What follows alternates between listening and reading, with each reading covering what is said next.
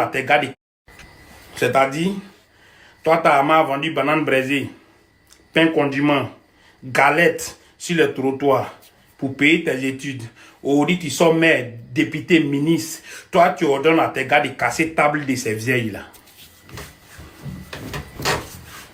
Toi, ta maman a vendu banane, d'autres m'ont vendu dans le marché. Sale, sorti à 4 heures pour aller vendre, payer vos fournitures, vous mettre à l'école. Aujourd'hui, vous êtes ministre, député, mais vous ordonnez à vos gars de casser table de ces vieilles-là.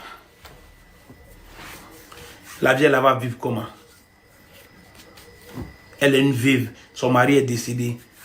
Combien d'enfants? Ces galettes qu'elle vend là.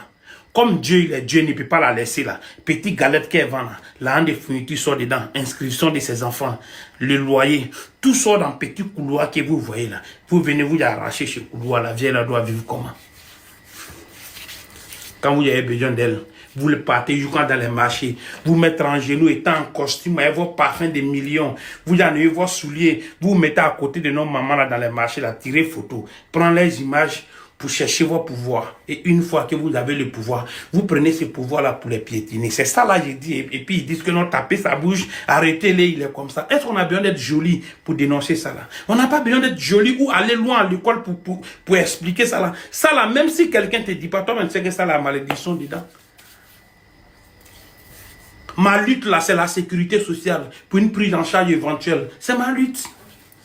Ma lutte là, c'est pour ne pas que garçon et garçon se baisent. C'est ma lutte. C'est pas aujourd'hui, ça fait 2 ans, je lutte comme ça, c'est comme ça et suis. Kebe bria kenyo komba foro karabo dingela. Madame Nebio, nyako korolu. Nyo oula kunolu ko talo. Mais qu'est-ce qui est réservé pour les jeunes qui ont refusé d'aller mourir en Libye? Pour les jeunes qui ont décidé de rester au pays et grouiller ici? Qu'est-ce qui est réservé pour ces jeunes-là?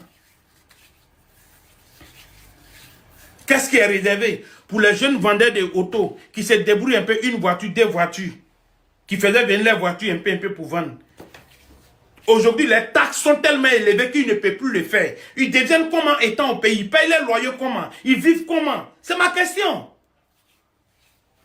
Grand Carrefour de Koumassi, ancien Koumassi, Grand Carrefour de Makori. Les jeunes qui n'ont pas Koto, qui veulent faire venir les voitures, vendre un peu, payer la scolarité de leurs enfants, payer les loyers, pour pouvoir survivre et se maintenir, pour ne pas aller mourir là. Qu'est-ce qui est réservé pour ces jeunes-là? C'est ma question. Les élèves qui ont passé tout leur temps, toute leur vie aller à l'école, finir l'école, venir s'asseoir et leur diplôme, avec ceux qui ne sont jamais allés à l'école. Et c'est ceux mêmes qui ne sont jamais allés à l'école qui les dépannent souvent. Qu'est-ce qui est réservé pour ces élèves-là avec leur diplôme? Ils doivent mourir de faim avec leur diplôme. C'est ma question. Quelqu'un ne peut pas occuper 3-4 postes. Il y a des gens qui sont assis là qui ne barrent même pas. Pensez aux pauvres. Ne venez pas vers les pauvres à chaque fois que vous avez besoin d'eux.